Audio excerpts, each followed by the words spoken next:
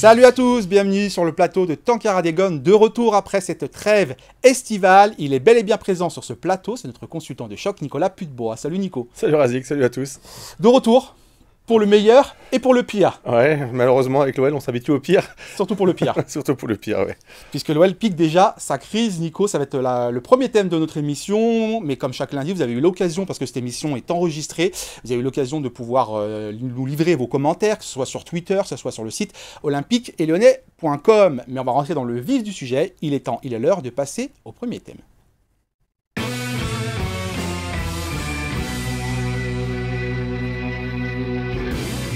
Deuxième défaite de rang après celle à Strasbourg. C'est contre Montpellier, justement, défaite 4 buts à 1. Je vais y arriver.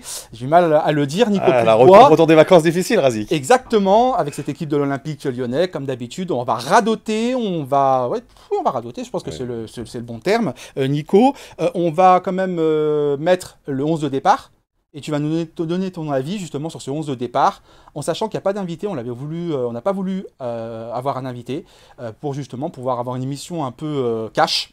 Hein. Alors ça ne veut pas dire que quand il y a un invité, c'est pas une émission cash, mais je vais aussi participer finalement, je vais sortir un peu de mon rôle de présentateur, je vais retrouver mon rôle de journaliste. Et je vais aussi me livrer, Nico, et me confronter à tes idées. Merci, Razi. Voilà. Allez, le 11 de départ, justement, avec Rémi Rioux. Franchement, Nico Putebois, Rémi Rioux, qui a vraiment pas le niveau, en tout cas, qui a affiché un niveau, des lacunes. Sur ce match-là, Sur ce match-là, ils sont évidentes, puisqu'il coûte un but, le premier, avec son jeu au pied. Il peut faire beaucoup de choses. Contrôler, rendre le ballon à celui qui lui a donné, essayer de trouver l'autre latéral, Koumbedi, plutôt que de jouer dans l'axe entre les deux attaquants montpelliérains, et une erreur technique, hein, simplement. Après, je l'ai trouvé un peu pas assez vif, je l'ai trouvé un peu lourd, en fait, sur ses appuis, je ne l'ai pas trouvé très dynamique. Voilà. Donc, tu penses quoi, parce qu'il avait la pression Je ne sais pas s'il avait la pression, parce que l'année dernière, lorsqu'il a dû remplacer Anto, il a plutôt fait de vrais bons matchs, il a fait plutôt de bons intérims. Force de constater, c'est qu'à un moment donné, comme tout à chacun, il y a un temps pour tout, et malgré tout, Rémi rentre dans l'âge. Et voilà, je me pose la question du choix opportun de Rémi Rioux, numéro 2 En fait, j'ai connu Rémi Rioux au centre de formation, je l'ai connu durant sa carrière professionnelle. Et aujourd'hui, si on veut qu'Anto Lopez garde un niveau cohérent pour le haut niveau avec l'Olympique lyonnais, il faut peut-être le mettre en concurrence avec Anto, un gardien qui le repousse dans ses derniers retranchements et pas quelqu'un qui vient seulement pour finir sa carrière à l'Olympique lyonnais. Donc voilà, c'est peut-être cette ambition qui manque à Rémi, parce que Rémi ne vient pas pour être titulaire à l'OL, il vient seulement pour finir sa carrière. Et donc j'aimerais peut-être un profil un peu différent qui vienne un peu pousser Anto dans ses derniers retranchements pour le faire progresser, pour agrandir sa zone de confort. Par rapport à ce 11 de départ, est-ce qu'il y a des choses à dire, à redire? On voit notamment la présence de Le Penant, et on a vu, hein, on a constaté que pareil, que c'était... Ouais, mais après, Corentin Tolisso est blessé, donc après il y a peut-être d'autres joueurs au sein de l'effectif qui peuvent prétendre à ce rôle de numéro 6 en sentinelle. Et comment t'expliques? C'est plutôt au niveau défensif, en fait. Quand on voit que Diomandé, qu'on a critiqué l'année dernière, qui est plutôt un joueur de rotation, qui n'est pas un titulaire au poste, titulaire dans cette défense, on sait que l'équipe s'est affaiblie. Donc Lovren blessé, on va le redire. Lovren blessé, Mata blessé. Tolisso, Mata blessé. Voilà. Donc on voit bien que ceux qui doivent prendre le relais des titulaires potentiels n'ont aujourd'hui carrément pas de niveau. Encore une fois, c'est pas pour tirer sur l'ambulance, hein, mais concernant Johan Le Penant, comment tu expliques que ce joueur, lorsqu'il est arrivé, on savait déjà que c'était pas un titulaire à la base, hein, il était venu, c'était un petit jeune, il fallait lui laisser du temps. Finalement, il a joué plus que c'était prévu, on va dire, ça comme ça. Et finalement, il est très décevant. Oui, il a montré les 6 premiers mois avec son envie, sa fougue, on va dire la fraîcheur de la jeunesse. Il était peut-être en sur-régime d'ailleurs, en début d'année dernière, où il a montré de très bonnes choses. Malgré tout, ça reste un joueur qui était dans un club de Ligue 2 et aujourd'hui il s'installe dans une équipe qui n'est pas du tout en confiance, qui est en milieu de tableau. L'OL a fini 7e ou 8e l'année dernière. On n'est pas parti pour jouer le haut du tableau cette saison. Et donc dans une équipe qui est encore malade, qui est encore en convalescence, c'est difficile pour ce genre de jeunes joueurs de vraiment s'exprimer, d'exprimer le plein potentiel. Après, si on s'attend à ce que Johan Le Penant, joueur de Ligue 2 à Caen, vienne pour devenir un crack à l'Olympique Lyonnais, c'est aussi peut-être se raconter des histoires. Il y a peut-être des joueurs qui sont bien plus expérimentés et bien meilleurs que lui en Ligue 1. Et d'ailleurs, on le voit à chaque match de Ligue 1, quand il est présent sur la feuille de match. Les adversaires qui ne sont pas forcément des joueurs qu'on prendrait à l'Olympique Lyonnais, enfin, il faut aussi peut-être revoir ce qu'est l'Olympique Lyonnais aujourd'hui, on en parlera certainement après, mais en tout cas, aujourd'hui, notre milieu de terrain ne fait peur à aucun adversaire, notre défense ne fait peur à aucun adversaire. Il y a peut-être que notre attaque qui fait un peu, voilà, qui fait un peu douter nos concurrents, mais hormis le talent qu'on peut avoir devant avec Lacazette, Cherki et Barcola, c'est bien trop peu pour prétendre à quelque chose dans le championnat. Par rapport à Maxence Cacré, quel est ton regard aussi? Pareil, il est capable. Ouais, parfois. C'est un peu le chaud et le froid. J'ai trouvé bon face à Strasbourg et j'ai trouvé décevant et presque invisible face à Montpellier. Donc voilà, c'est dans la régularité qu'on juge les joueurs de très haut niveau et les joueurs de haut niveau en général.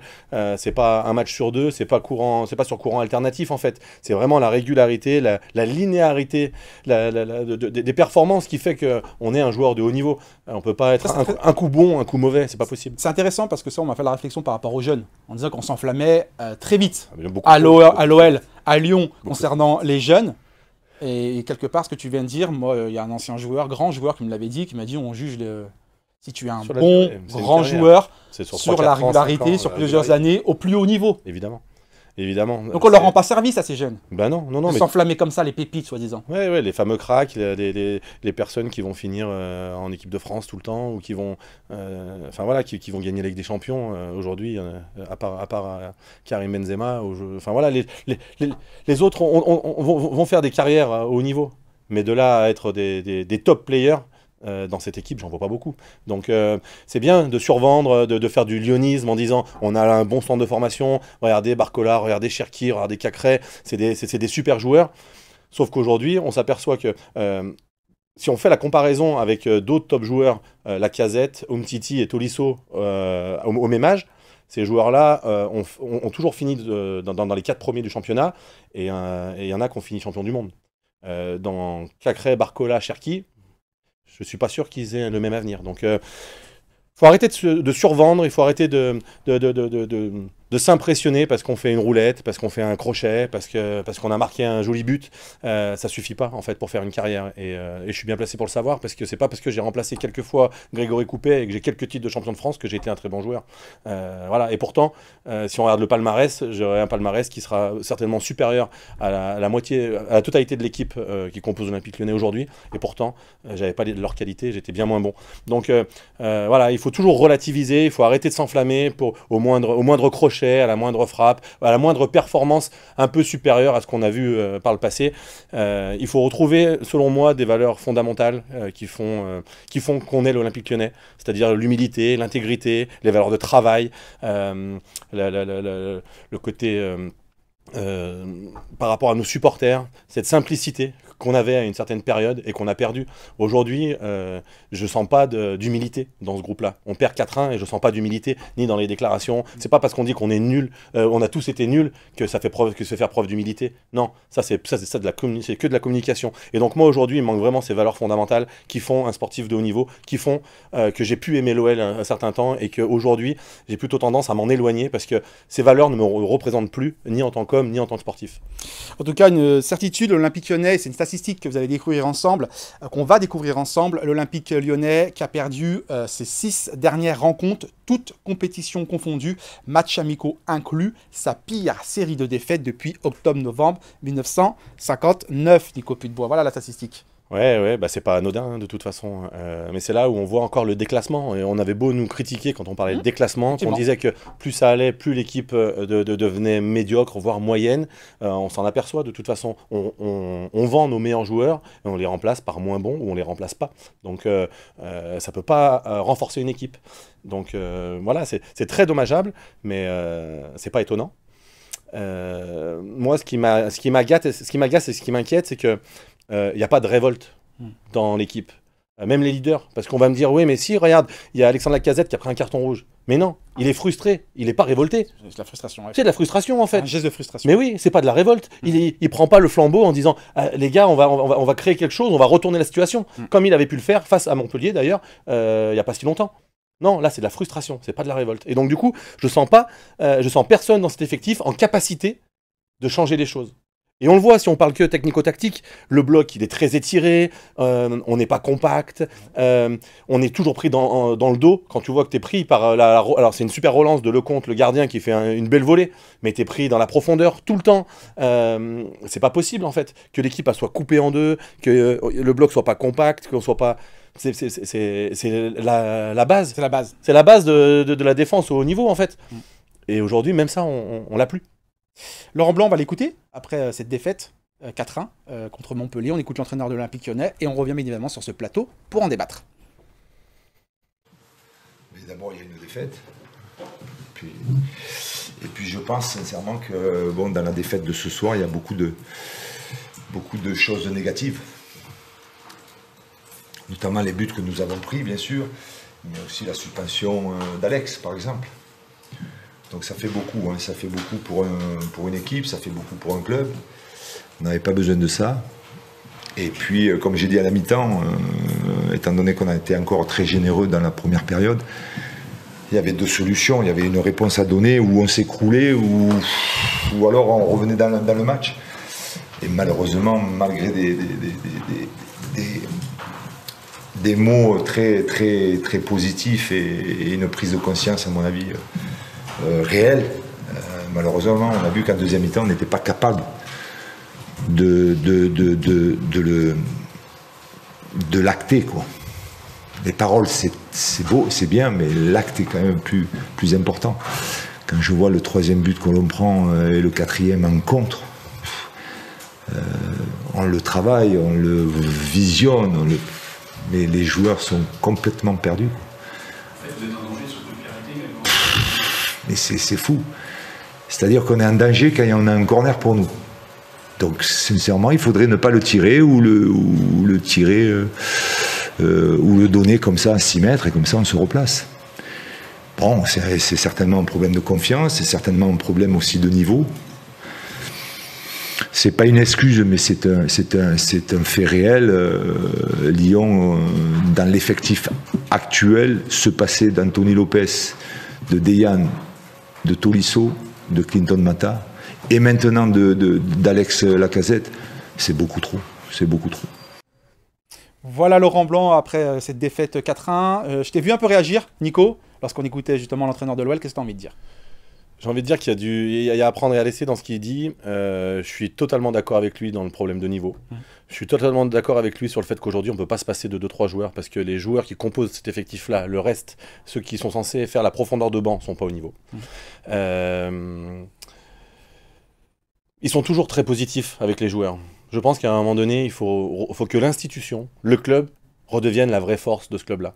Il faut arrêter de donner le pouvoir aux joueurs, aux entraîneurs, aux acteurs en fait. Parce que quand tu as des valeurs à transmettre, un ADN avec une culture de la victoire, comme on pouvait avoir à l'Olympique Lyonnais, ça a été créé au fur et à mesure, ça a été patient, hein, comme dans une entreprise. Hein. Dans une entreprise, tu as le grand-père qui fonde l'entreprise et qui crée quelque chose. Les années 90 à l'Olympique Lyonnais, Jean-Michel Aulas avec les années 90, Olmeta Moros, puis après la génération Caviglia. Coupet.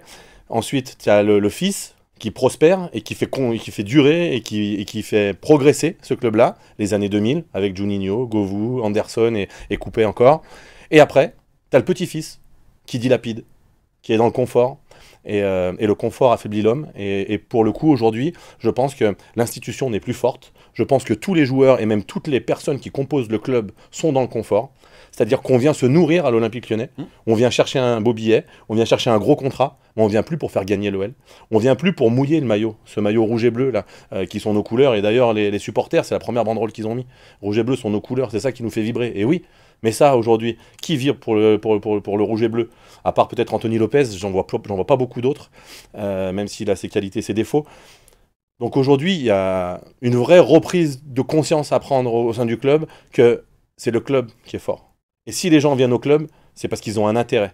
Mais il faut que l'intérêt du joueur soit dans l'intérêt du club et pas l'inverse. Ouais, ce qui n'est pas le cas. Ce qui n'est pas le cas. Donc, là, ils se servent du club, entre guillemets, on les laisse faire. Bien sûr qu'on les laisse faire. Il y a personne aujourd'hui, je vois personne aujourd'hui taper du poing sur la table pour remettre en avant les valeurs fondamentales de ce club.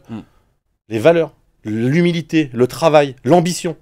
J'entends pas parler de ça, moi, ni dans la presse. Ils communiquent tous. Ils ont des gens qui les suivent, qui les filment, qui les photographient. Mais t'es joueur de foot, ou t'es joueur de foot, ou t'es un people.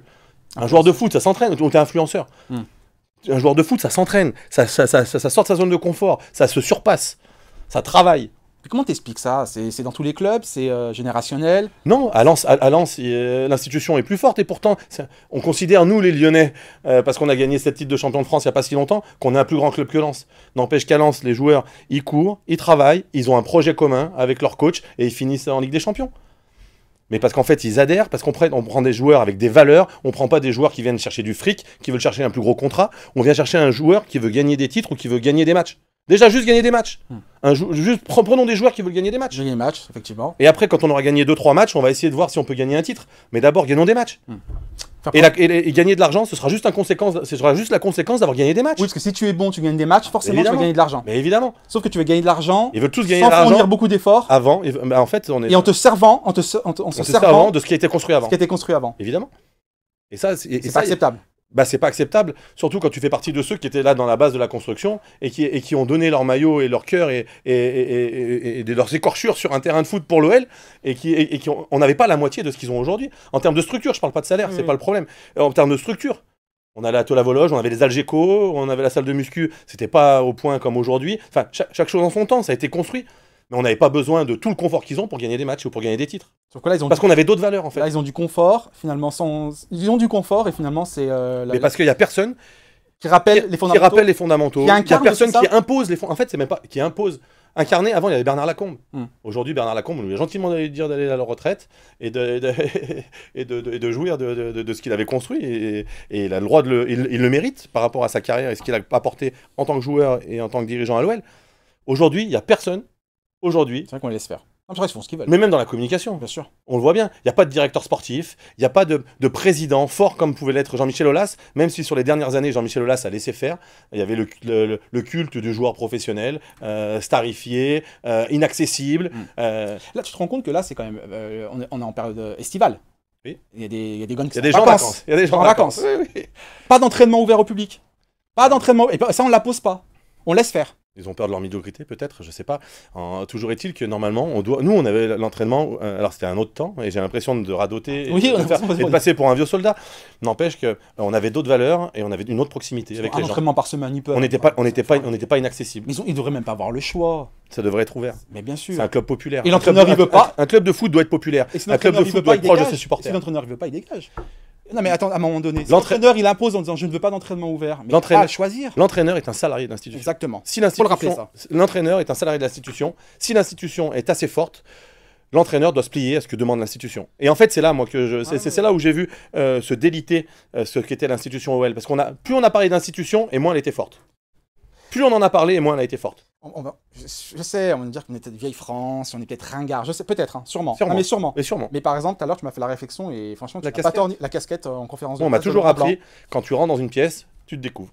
Un chapeau, une casquette, tu te découvres par respect pour les personnes que tu as en face de toi. Et de voir Laurent Blanc avec une casquette en conférence de presse et que personne ne lui dit rien. C'est qu'en fait, moi, je vous impose qui je suis, mon statut. Alors oui, champion du monde, champion d'Europe, très grande carrière, pas de souci. Mais par contre, t'es un être humain comme toi et moi, et tu me dois le respect comme moi je te dois le respect. Donc ta casquette, tu l'enlèves et tu me regardes dans les yeux quand tu parles et tu me respectes, juste d'homme à homme en fait. On n'est pas là pour on s'en fout de. Ah, je suis d'accord. Ou comme les voitures qui tracent, par exemple, quand il y a des supporters, voilà, etc. Ceux qui s'arrêtent pas, ceux qui disent pas bonjour, c'est plus possible.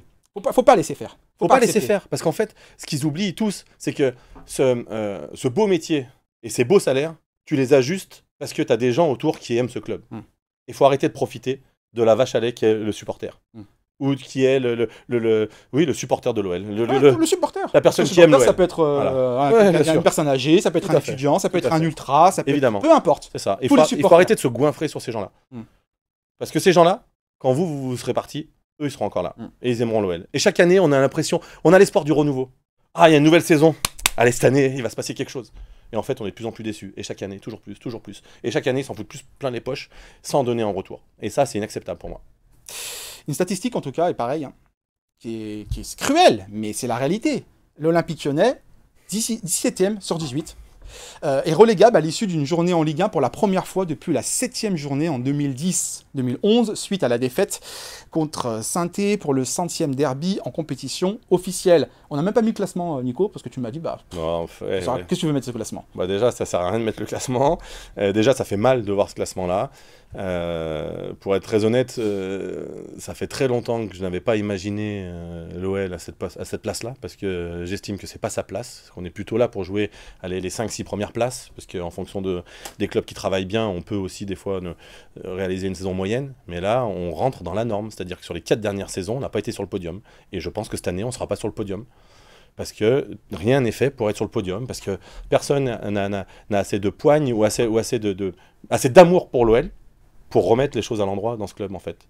C'est-à-dire j'ai l'impression que c'est devenu systémique. On s'habitue. On s'habitue. À la médiocrité. On s'habitue à ça. Chacun est dans sa zone de confort. Personne ne veut en sortir.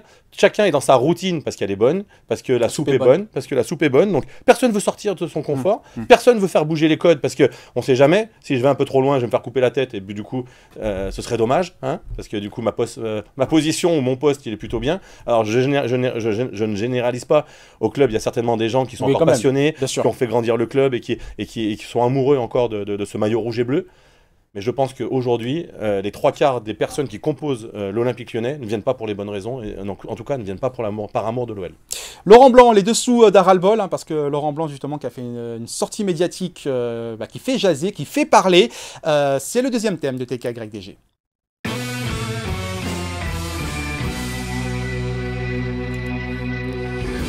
Les nerfs à vif, Lolo Blanc, l'entraîneur de l'Olympique Lyonnais. Pour contextualiser, on va découvrir ensemble, Nico, si tu le veux bien, la sortie médiatique en conférence de presse de Laurent Blanc. Est-ce que je vais être au centre des turbulences? Forcément, on lui a posé la question après cette deuxième défaite de rang.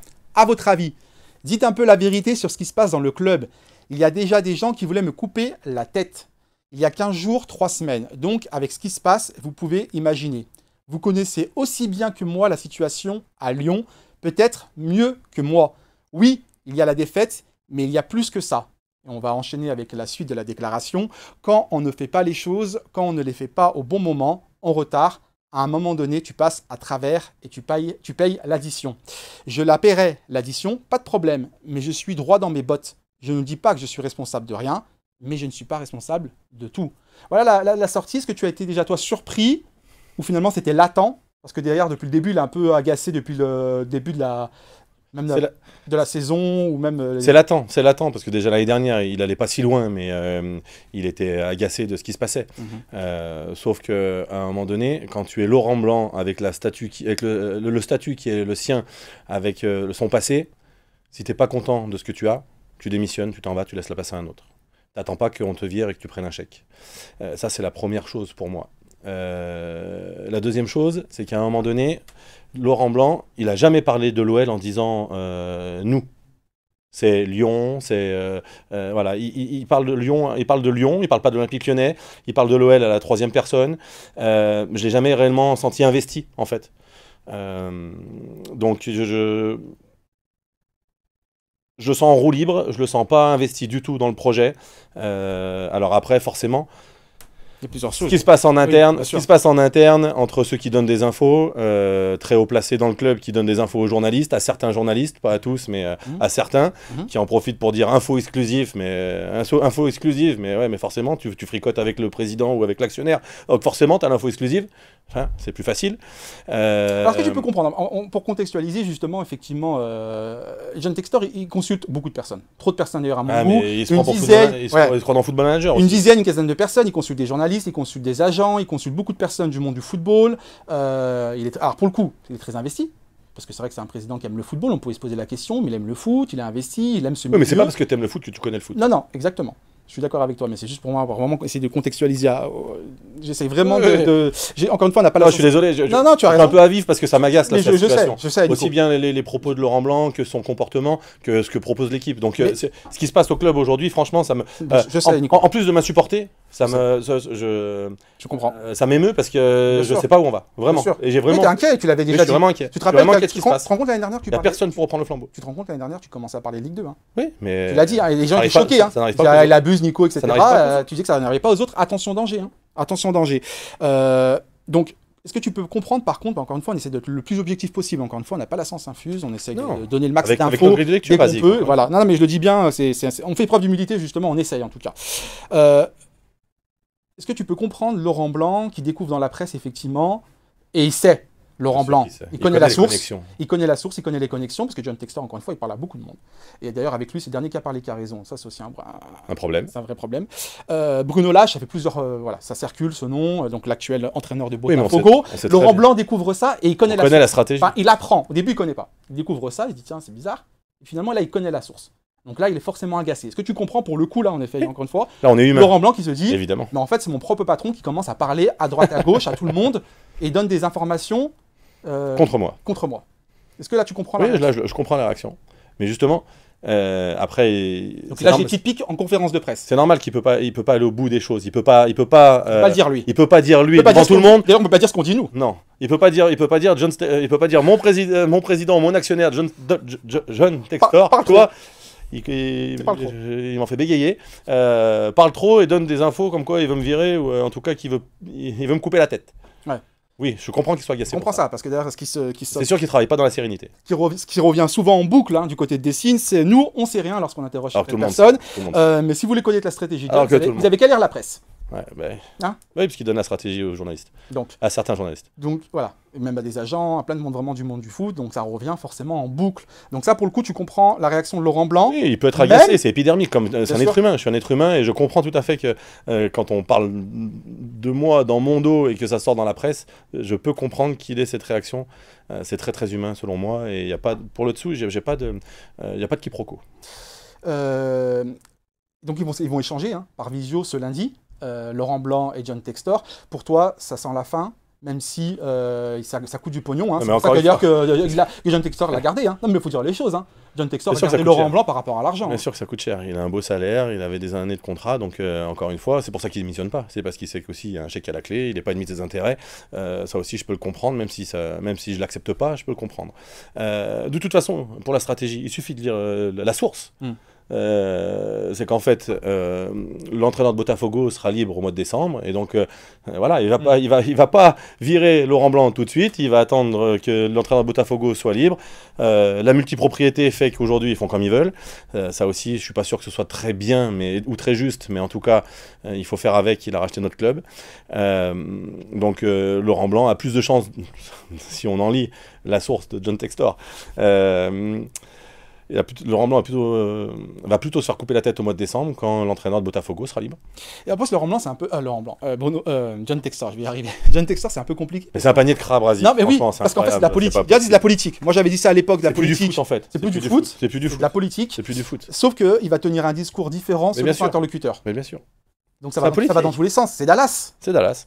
Hein? C'est Dallas, ton univers impitoyable. Exactement. Mais on m'a dit que c'était has-been de dire ça. Oui, c'est vrai, bah oui. Mais c'est pour ça que je l'ai dit. C'est pour ça que je l'ai dit. Non, c'est les séries Netflix. Ouais. Donc c'est les séries Netflix, Dallas, mon univers impitoyable. Il y a des jeunes qui vont pas comprendre, mais c'est pas grave.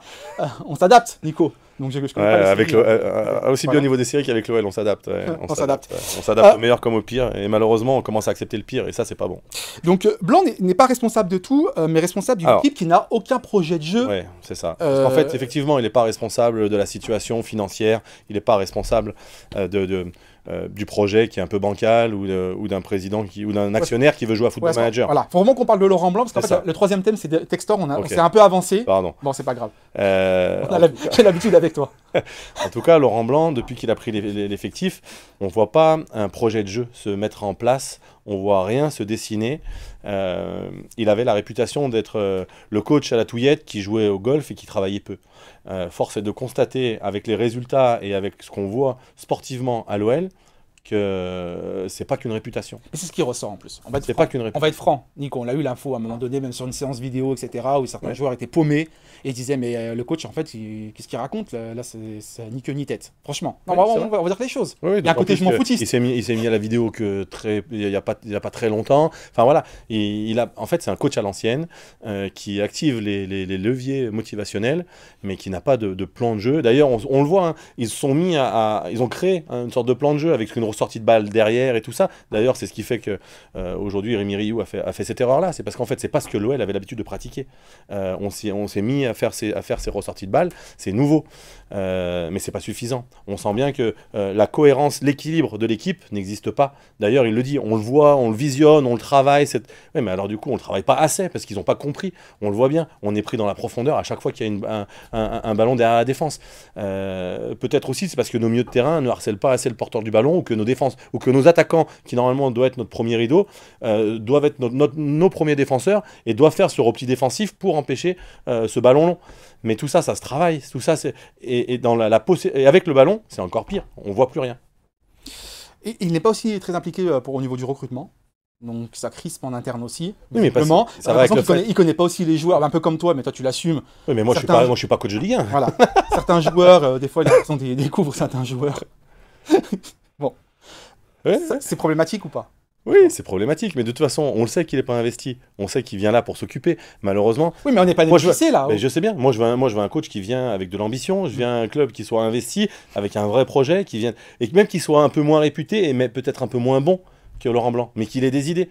Parce qu'on va être indulgent, parce qu'il va travailler, parce qu'il va proposer des choses, parce qu'on va voir que le mec, il est investi au quotidien et qu'il les fait bosser un peu. En tout cas, on va avoir une philosophie de jeu. C'est ce qu'on attend. On veut pas quelqu'un qui vient parce qu'il a un nom et qui s'installe. On va se dire, on va attendre de voir, wait and see. Il a déjà eu des résultats avec Bordeaux, avec Paris, mais il était avec Jean-Louis Gasset. Et c'est pas pareil que, malgré tout, Monsieur Passy. Non, mais c'est vrai, c'est pas... J'ai dit Monsieur Passy parce que je me souviens plus son prénom. Je sais pas si c'est Franck ou c'est Gérald, mais je crois que c'est Franck. Et donc, c'est Franck. Et donc, commence pas à faire les inconnus. Non, je veux pas les inconnus. Et donc, mais en fait, c'est ça. Je reviens de vacances, je suis déjà épuisé, Razik. Attends, l'OL m'épuise. Petite respiration. Je crois qu'on a répondu à la question, mais on va quand même prendre les commentaires parce qu'on n'a pas envie de froisser nos fidèles. Elle est décousue cette émission. Téléspectateurs, elle est un peu décousue. Hein, comme le match de samedi. C'est donc il nous dit un backgun qui nous dit l'équipe a lâché Laurent Blanc, donc il faut s'en séparer. Il est grand temps d'investir sur un grand coach pour notre OL. Donc là, il parle de grand coach. Il faut arrêter avec grand coach en fait. Oui. C'est comme les grands joueurs, c'est comme nos joueurs du centre de formation qui sont des cracks. Il faut arrêter avec grand, petit. En fait, on veut un coach qui travaille, qui a des idées et qui vient essayer de faire gagner l'OL. On s'en fout qu'il soit grand ou qu'il soit pas grand. On est une petite équipe aujourd'hui. Ça fait 4 saisons qu'on finit pas sur le podium et on est avant-dernier de la Ligue 1. Et avec l'effectif qu'on a, on sera pas dans les 5 premiers. Il faut arrêter de se voler la face. Il faut aussi être lucide. Même si ça fait mal à entendre, même si ça fait mal de le dire. Mais aujourd'hui, il faut arrêter de voir l'OL comme l'OL des années 2000. C'est fini. C'est fini. Aujourd'hui, en tout cas, à l'instant T, c'est fini. Tant qu'on travaillera de cette manière-là, c'est fini. Donc grand, petit, on s'en fout. On veut un coach qui soit investi, qui travaille, qui a des idées. Il va gagner des matchs, il va en perdre. Mais en tout cas, nous, ce qu'on veut, c'est qu'il propose du jeu et qu'il partage des émotions avec les supporters. Voilà, c'est tout. On n'est pas... Enfin, parce qu'il y a une période à l'OL, c'était ça qu'on attendait. Quand on n'était pas champion, les années 90, on avait des joueurs qui mouillaient le maillot, on avait des coachs qui essayaient de mettre des choses en place, et c'était pas des grands entraîneurs, c'était pas un Guy Stéphane, c'était pas un grand entraîneur, Bernard Lacombe, c'était pas un grand entraîneur, et pourtant, ils nous ont fait vibrer, ils nous ont apporté des émotions. C'est pour les plus anciens, ça. Ouais, pour les plus anciens, mais ça, c'était le début de la construction. Après, il y a Paul Le Guen. Qui aujourd'hui peut nous dire que Paul Le Guen, c'est un grand entraîneur? Non, je suis d'accord. Et pourtant, il a gagné des titres, et on a été en quart de finale de Ligue des Champions, et si on se fait pas avoir par l'arbitre, parce qu'il y a pénalty sur Nilmar, on est peut-être en demi-finale, voire en finale de Ligue des Champions. Et pourtant, personne va nous dire que Paul Le Guen était un grand entraîneur. Bon, je trouve que c'est un bon entraîneur, mais c'était pas un grand entraîneur. Donc il faut arrêter avec tout ce qui est grand aujourd'hui à l'OL, parce qu'aujourd'hui, on rentre dans le rang. Donc on devient pas on n'est plus un grand club. Et ça, il faut se le dire. Et c'est vraiment dommage parce que ça m'écorche la bouche de le dire. On va voir un autre commentaire justement posté sur le site olympique-et-lyonnais.com. Niveau mercato avec le contexte, c'est assez bien. Blanc réclame ainsi, ce dernier ne changera rien à l'absence de tactique de son équipe.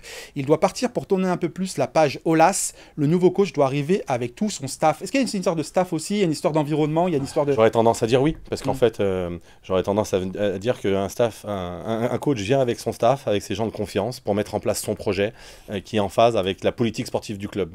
Toujours est-il, c'est qu'il faut avoir une politique sportive du club. Oui. Pour répondre aussi à la question d'avant, je pense que c'est Laurent Blanc qui a aussi lâché son équipe. Il n'y a pas que l'équipe qui a lâché Laurent Blanc. Je pense que c'est réciproque. Ah ouais, je pense que c'est réciproque. Qu'est-ce qui te fait dire ça? L'attitude, le côté, il faut peut-être changer de coach, l'attitude en conférence de presse, quand tu es en roue libre comme ça, c'est qu'en fait, tu n'en as plus rien à cirer. Voilà. En ce qui concerne l'OL actuel, si on peut remettre... Bien sûr, on va te le remettre, bien évidemment, avec grand plaisir, Nico, t'inquiète pas. C'est vrai qu'une émission un peu décousue, mais c'est pas grave, parce que nous, on se prend pas pour d'autres, on va pas se prendre pour d'autres. On a toujours dit, on n'est pas des spécialistes de la télé, on essaye d'être le plus sincère et transparent possible avec vous. Et oui, voilà, donc du coup, pour revenir à ça, en plus du staff, je pense qu'il faut aussi tourner la page Jean-Michel Aulas. On va l'évoquer tout à l'heure, on va l'évoquer. Oui, non, mais quand je dis tourner la page, c'est qu'en fait...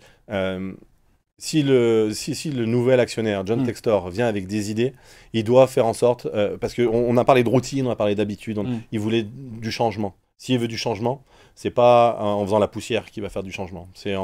Malheureusement, c'est un peu la politique de la terre brûlée, mais s'il veut apporter un nouveau souffle ou un renouveau à ce club, il faut au-delà de sortir les gens de leur zone de confort, il faut peut-être mettre des gens beaucoup plus investis et moins tomber dans la routine et dans le confort que ce qu'il y a aujourd'hui à l'Olympique Lyonnais. C'est une bonne transition, Nico, parce qu'il est temps de parler justement de John Textor, de sa stratégie, de Jean-Michel Aulas aussi, ce qui se passe en coulisses. C'est le 3e thème de TKYDG.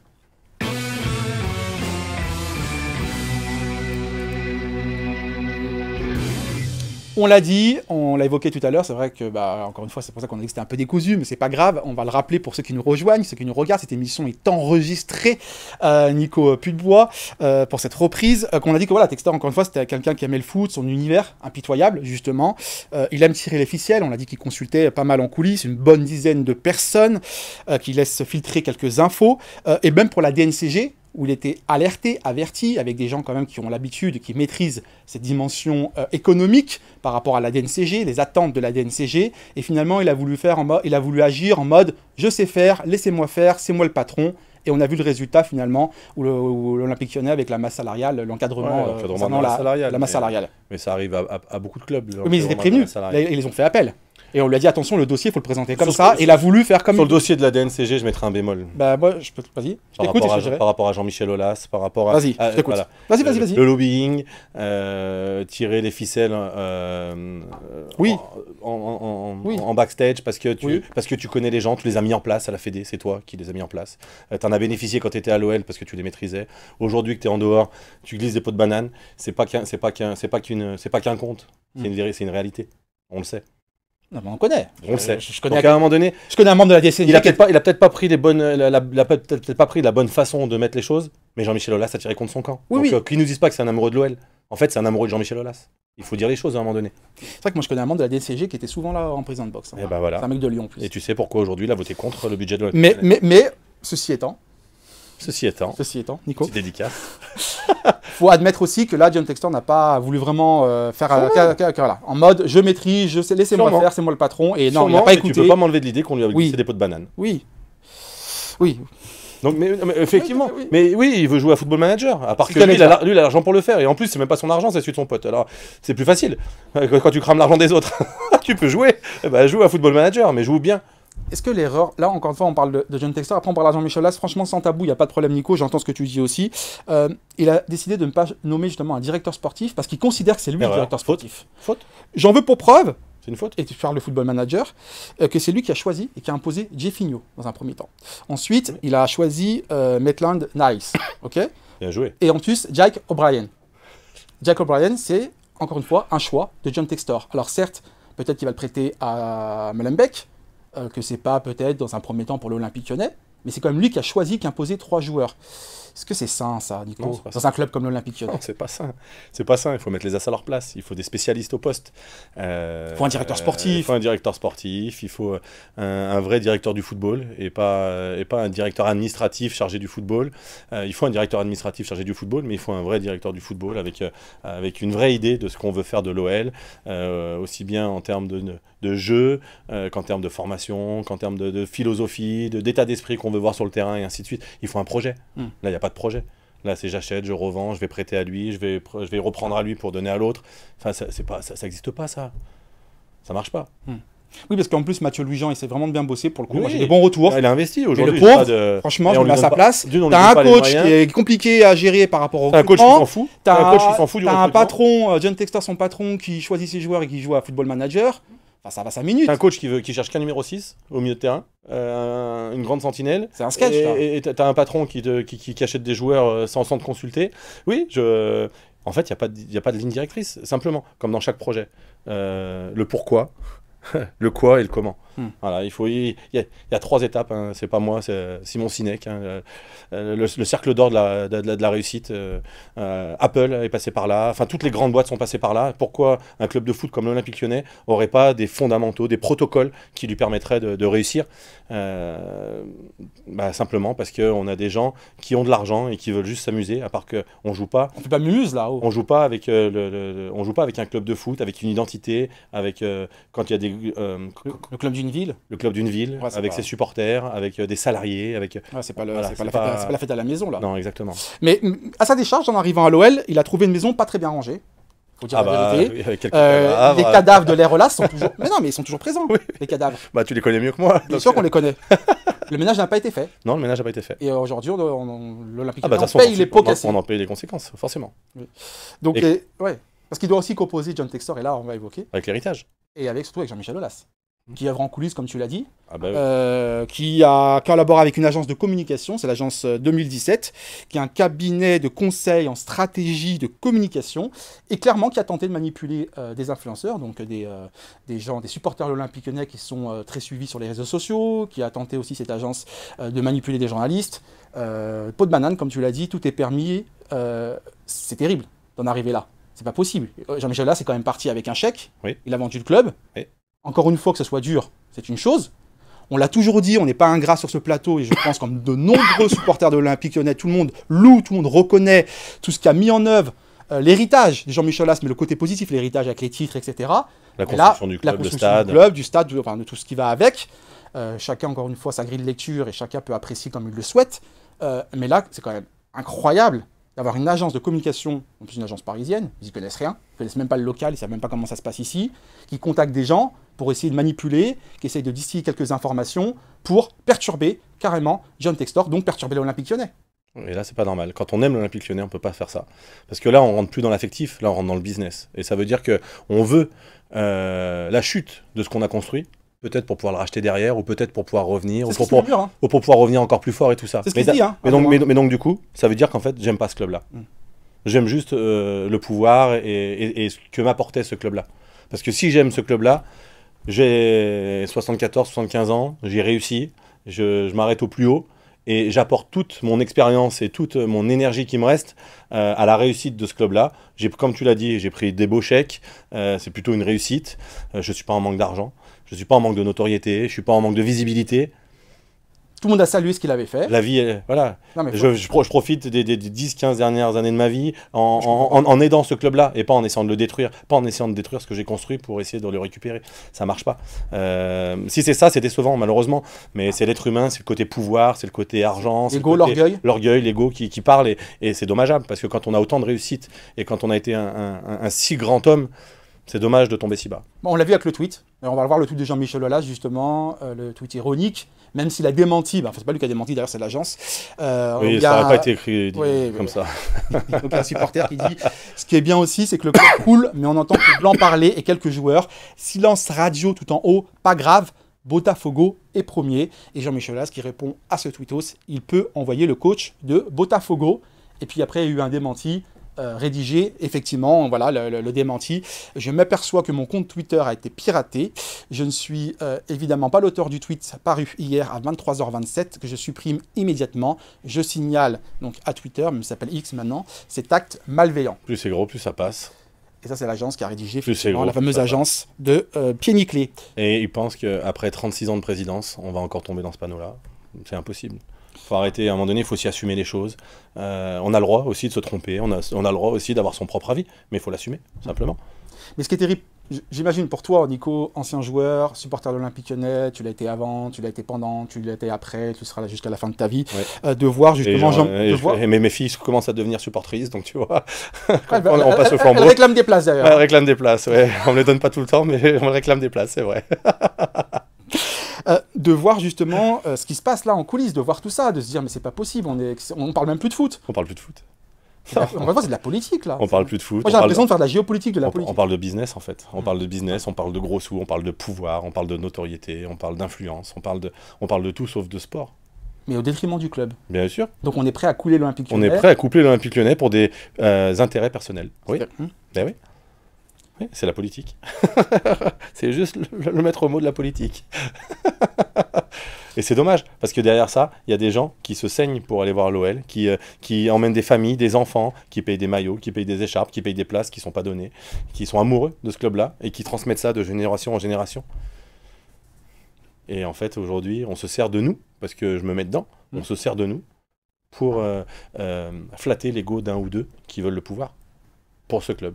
Donc cette guéguerre doit cesser là. Ce qui se passe en coulisses, ça doit cesser, c'est pas possible. Il n'y a rien au-dessus de l'intérêt supérieur de l'Olympique Lyonnais. Rien. Ni Textor, ni Jean-Michel Aulas, ni quiconque. Ni Pierre-Paul Jacques, on s'en fout. L'intérêt supérieur, c'est l'Olympique Lyonnais. L'OL et basta. C'est la réussite de l'OL. C'est la réussite de l'OL. C'est impossible d'avoir eu un club monté si haut en partant de si bas et de voir qu'en fait, on fait le chemin inverse et que ça va beaucoup plus vite dans ce sens-là que dans l'autre. On va prendre un autre commentaire, on le rappelle, on le répète, cette émission est enregistrée, certains ont pu poster des commentaires sur le site olympiquelyonnais.com ou sur Twitter.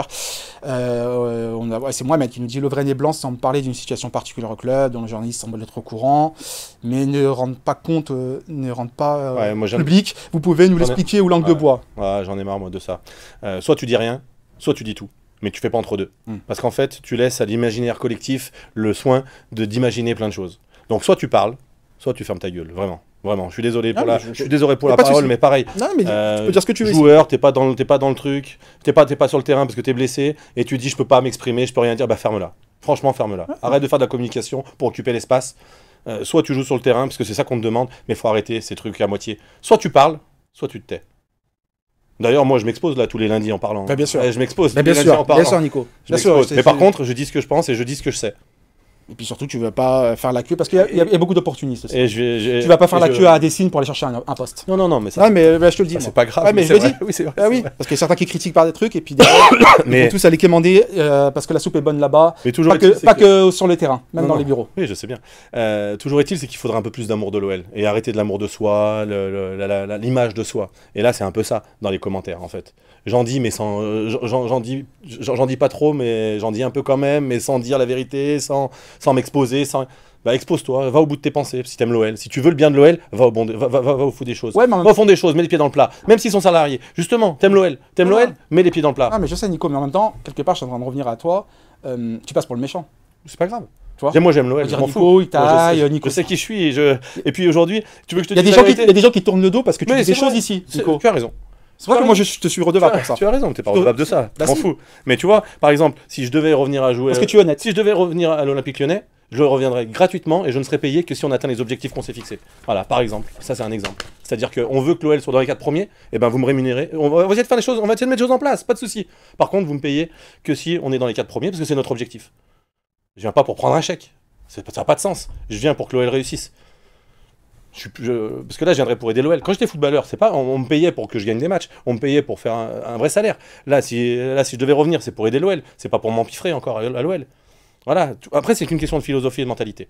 C'est pas pour tirer la couverture à moi. C'est juste pour dire l'état d'esprit. Je prends cet exemple parce que mine de rien. En fait, c'est pour dire l'état d'esprit que j'aimerais voir chez les personnes qui travaillent à l'OL aujourd'hui. D'arrêter de gratter sur la bête. Parce que la bête, elle est en train d'être affaiblie, là, en fait. Et donc, du coup, à un moment donné, il faut apporter toutes ses forces vives, toutes ses convictions, toutes ses idées, mais sans vouloir se servir de l'OL. Juste pour l'amour de l'OL, en fait. Mais est-ce qu'on n'est pas un peu romantique, nous, quelque part? Si, sûrement. Et puis, comme beaucoup de passionnés, là, qui sont... Romantiques, et pour certains, on va paraître démago. Mais c'est pas de la démagogie. C'est vraiment de dire, on veut le bien de ce club-là. On vient pas s'en servir, en fait. Et on veut sa réussite. Et on aimerait pouvoir changer les choses. On aimerait que l'institution soit forte. On aimerait qu'il y ait des choses qui soient imposées aux joueurs, qu'ils arrêtent d'être dans le confort, Tu le dis, il n'y a pas de joueur qui vient dans l'émission. Il n'y a pas de joueur qui prend beaucoup la parole dans les médias. Pourquoi? Parce que l'institution n'est pas assez forte pour leur imposer de dire Pas le C'est choix. ton boulot. C'est l'émission des supporters. Tu C'est dois ton venir. boulot. C'est l'émission suivie par les supporters de C'est l'Olympique ton boulot. Lyonnais. Que tu le veuilles ou non, tu dois être présent. C'est ton boulot. Je suis d'accord avec toi. C'est ton boulot. Et pas par rapport à Et nous. tu hein. vends. Non, pas par rapport à moi. je C'est toujours les mêmes qui parlent. La Casette, Cacré, c'est toujours les mêmes qui parlent. Anto Lopez. Les autres, ils sont absents? Non, c'est parce qu'en fait, on leur impose pas de passer. C'est parce qu'en fait, le joueur est roi. Sauf que comme l'enfant roi, dans un couple ou dans une famille, eh ben, il fait des caprices sur caprices. Et on n'en tire rien. Donc il faut arrêter. Il faut retrouver une institution forte, avec des valeurs, quitte à avoir des joueurs moins bons, c'est pas grave, mais avec une vraie mentalité. Simplement. Et pas la mentalité de l'argent ou du gros contrat ou du match vu. Ou du match vu. Juste un footballeur qui vient gagner des matchs pour l'Olympique Lyonnais. Pour rester dans cette thématique de Textor, parce que je sais que il va tout savoir là, forcément il va être au courant de ce qui se dit, je sais qu'il suit tout, mais c'est pas grave. On assume, de toute façon on a toujours assumé ce qu'on disait, ce qu'on faisait ici, c'est pas grave. On n'a rien, voilà. De toute façon, ils viennent On pas. n'est pas des ils viendront courtisans. plus, Non, on n'est pas des courtisans. Voilà, c'est pas eux qui me payent, on le répète d'ailleurs. Hein. On n'est ni pro-Textor, ni anti-Textor, ni pro-Olas, ni anti-Olas. Ces gens, ils ont toujours pas compris. On essaye encore une fois d'être le plus proche de la réalité et d'être le plus transparent et sincère avec vous.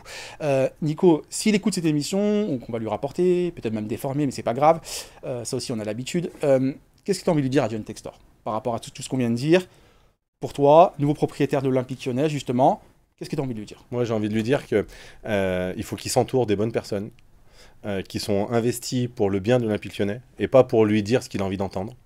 Qu'il arrête ce côté football manager là? Qu'il arrête ce côté football manager, qu'il construise un projet, un vrai, avec voilà, le pourquoi, le quoi, le comment. On y arrive.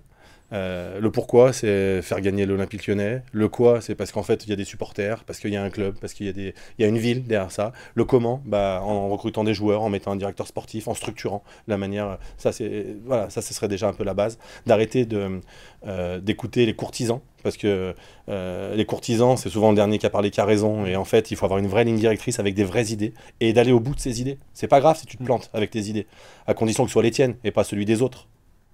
Parce qu'un journaliste, il est journaliste, il n'est pas entraîneur de football. Un agent, il est agent. Il est là pour fourguer des joueurs. Il n'est pas là pour faire jouer le foot, pour faire jouer une équipe. Donc à un moment donné, tous ces gens-là, un journaliste va avoir ses intérêts pour sortir la bonne info. L'agent, il va avoir un intérêt pour fourguer son bon joueur. Donc en fait, il faut qu'il s'entoure de ces personnes qui ont envie d'aller avec lui dans la réussite de ce projet-là. Voilà, et d'arrêter de vouloir toujours... voilà, simplement. Après, d'aimer un peu plus l'OL, oui, forcément. Mais c'est un Américain qui a racheté un club de foot par opportunisme, donc je ne vais pas lui en demander trop en lui demandant d'aimer l'OL, mais en tout cas de s'entourer de personnes qui aiment et qui veulent le bien de l'OL. Donc compétences, fidélité, loyauté, compétence, loyauté, investissement. Dans l'intérêt supérieur de l'OL, pour remettre l'institution à sa place et que l'institution devienne plus forte que les salariés du club, que sont les joueurs et les entraîneurs. L'institution doit être plus forte que les joueurs et les entraîneurs. On va parler de mercato, je sais que t'aimes pas trop ça, mais on va tu peux, mais je vais pas t'aider beaucoup. Ouais, c'est pas grave, c'est le dernier thème, Nico. Oui, c'est le dernier thème des TKYDG.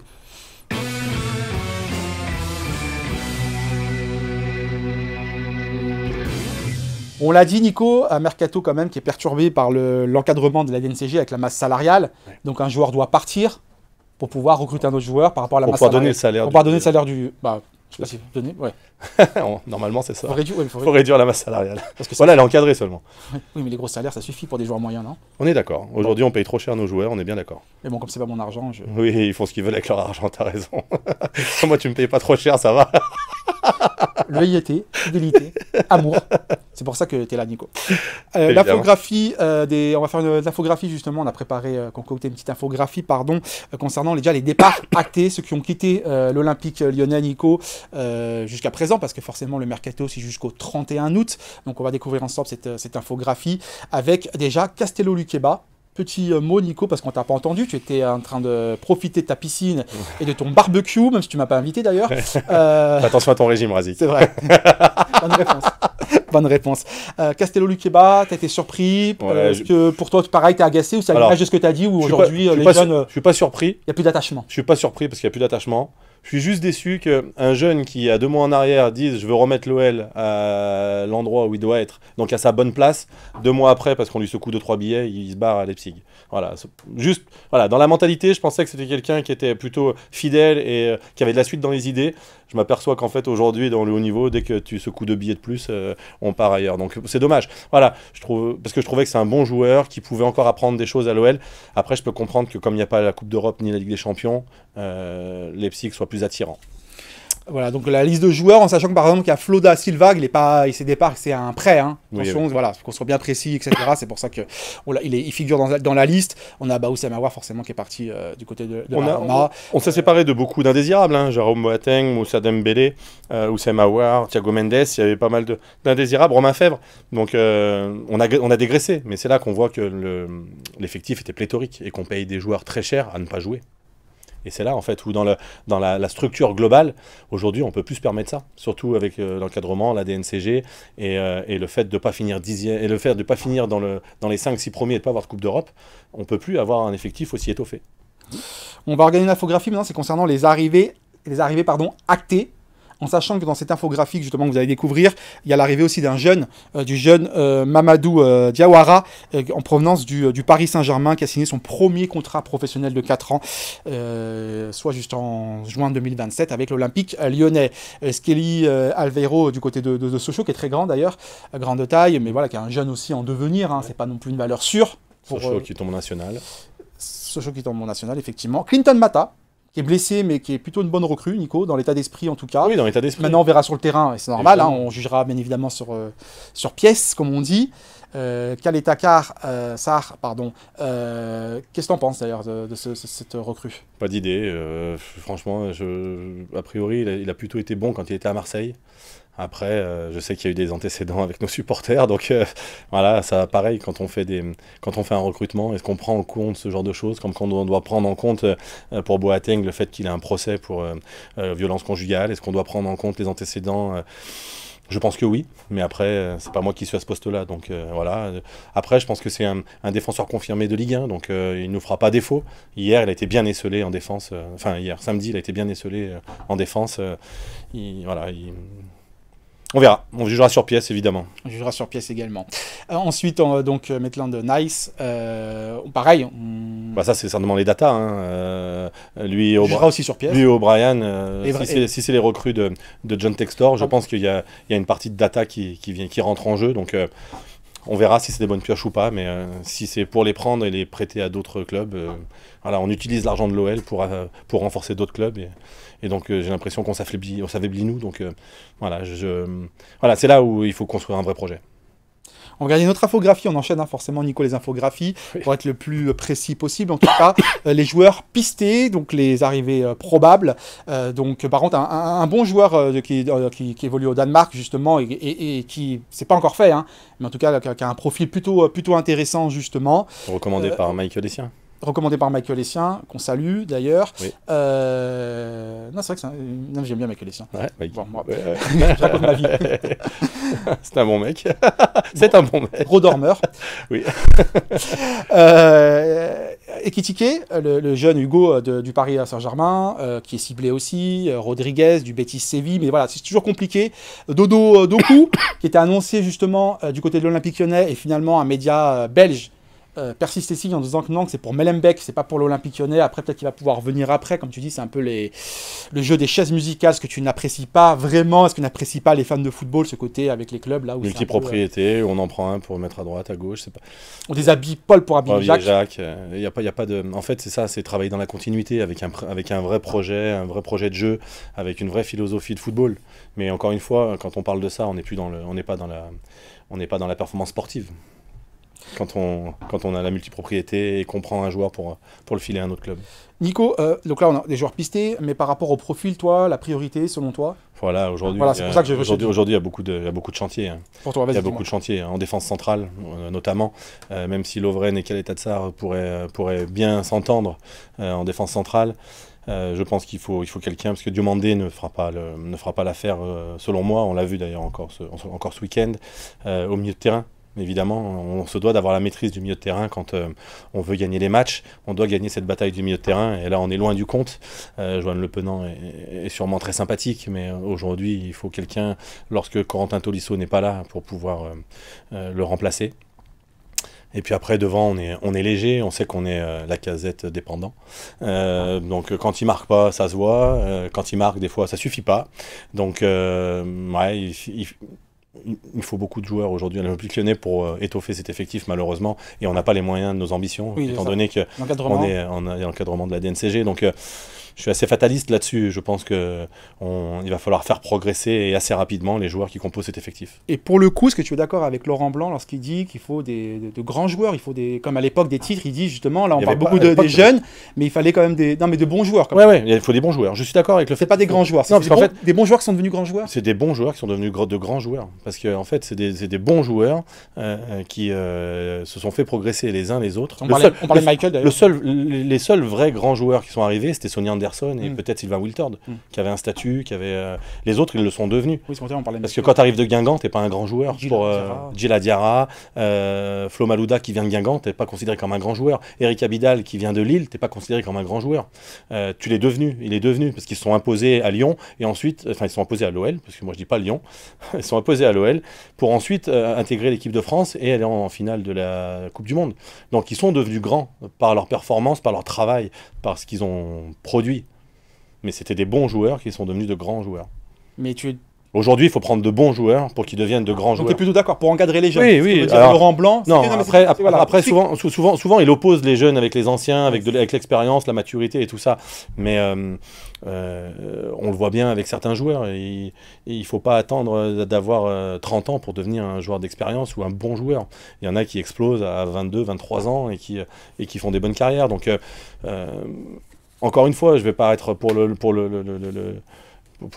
vieux soldat, mais d'abord il faut recruter un bon état d'esprit, quelqu'un qui veut progresser, quelqu'un qui veut apporter sa pierre à l'édifice et qui vient pour le projet commun, qui vient pas pour son projet individuel. Mais il faut qu'il ait des qualités de footballeur, forcément. Et toujours dans le football, un bon mec avec des qualités de footballeur sera forcément meilleur qu'un talentueux qui est un sale con. Le message est passé, on l'espère Nico en tout cas. Pour finir, une infographie rapidement, parce qu'on est en train de dépasser l'heure comme d'habitude. Nico ne cherche pas une équipe qui gagne. Les départs attendus. Karl Toko Ekambi qui va s'en aller en Arabie Saoudite. Bon, je te donne pas ton... Non, j'allais dire enfin, parce que du coup, il y a eu plusieurs clubs... T'allais dire pire, c'est pour ça. Non, enfin, parce qu'il y a eu plusieurs pistes pour lui, et aucune non aboutie, donc voilà, a priori, c'est fait. Youssouf Koné, qui a toujours pas signé, c'est vrai qu'on a parlé de la Moldavie pour lui, mais je sais pas, c'est peut-être long là-bas, je sais pas comment ça marche. Ensuite, Jeffrey Adelaide, qui est toujours là aussi, et Tino Kadewere, qui était ciblé par Montpellier, mais ils ont lâché l'affaire. Ils n'ont pas besoin de lui, visiblement, on l'a vu d'ailleurs samedi. Ouais, ils n'ont pas besoin de lui, Montpellier n'a pas besoin de lui. Mais il faut encore dégraisser le mammouth, Nico. Je sais pas, pourquoi pas s'appuyer, parce qu'aujourd'hui... Est-ce qu'ils ont l'état d'esprit, ces joueurs? Bah voilà, c'est ça en fait. Est-ce qu'ils sont encore investis dans le projet? Est-ce qu'on leur a vendu? Est-ce qu'on a réussi à les motiver à intégrer le projet commun, en fait? C'est ça. Parce que Jeffrey Adelaide, au départ, intrinsèquement, il a des qualités de footballeur. C'est pas un mauvais joueur. Après, est-ce que c'est un sale con? J'en sais rien. Mais en tout cas, il a des qualités de footballeur. Tino Kadewere, il a des qualités de footballeur. Donc après, c'est pareil. Les réintégrer dans le projet, leur expliquer leur rôle, pourquoi, comment. On va pas pouvoir faire toute une saison qu'avec cet effectif-là. C'est une certitude. Et acheter pour acheter, ça sert à rien non plus. Ces gars-là, on connaît leurs qualités. On sait ce qu'ils peuvent nous apporter. À nous de les mettre dans les meilleures dispositions, peut-être, pour les relancer. Simplement. Relancer, parce que Gérard sort d'un prêt catastrophique. Bien sûr, je sais bien. Mais leur redonner le goût au football. Un peu comme on disait pour Oussema Aouar. Pourquoi tu es devenu footballeur, en fait? C'est ta fibre sociale, ça. Mais c'est pas ma fibre sociale. Mais aujourd'hui, ils sont là. Tu les payes cher. Mais il faut pas s'en... Autant... récupérer la masse salariale et recruter des joueurs performants.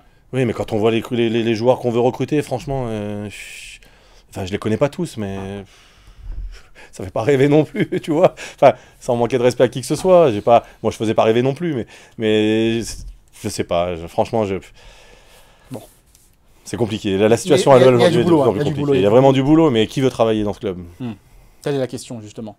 Et encore une fois, Nico, sur le sportif, je parle. Non, non, mais je parle pas dans les bureaux, moi non plus, mais même s'il faut faire le ménage. Je peux te le dire qu'il faut faire le ménage aussi. Les parvenus, ça va 5 minutes. La soupe est bonne aussi dans les bureaux. Bien sûr. En tout cas, voilà, encore une fois, comme chaque lundi, on essaye d'être le plus transparent possible. N'hésitez pas à réagir #TKYDG parce qu'on revient la semaine prochaine et on sera en direct cette fois-ci. Et puis en septembre, surtout, Nico, début septembre, on va changer de décor, on va essayer d'améliorer un peu les choses. Parce qu'il faut renouveau. Faut pas se reposer ses salariés. Il faut sortir sa zone de confort. Toujours. Merci en tout cas, Nico. Merci à vous. Merci vraiment à vous de nous avoir suivis. On se retrouve lundi prochain pour un nouveau numéro de Temps Carré des Gones.